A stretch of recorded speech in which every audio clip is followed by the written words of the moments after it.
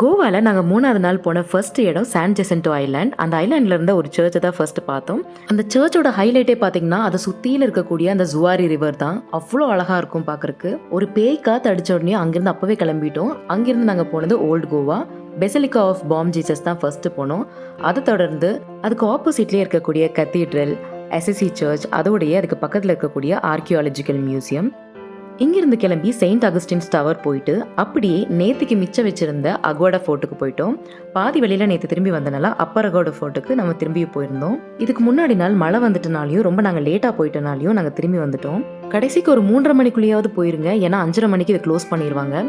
மான்சூனில் visit பண்ணுறதுக்கு one of the best பிளேசஸில் இந்த Agoda fort ஒன்று. இது வந்து அப்பர் அகோடா ஃபோர்ட்டு, இது லோவர் அகோடா ஃபோர்ட். கீழே இருக்கக்கூடிய பீச்சுக்கு போக முடியாத அளவுக்கு க்ளோஸ் பண்ணிட்டாங்க. இங்கே மேலேயுமே பார்த்தீங்கன்னா புயல் வந்து எங்களை தூக்கிட்டே போயிருக்கும், அந்தளவுக்கு இருந்துச்சு கிளைமேட். ஆனால் செம்ம வர்த்தான பிளேஸுங்க, கண்டிப்பாக இதை விசிட் பண்ணுங்கள்.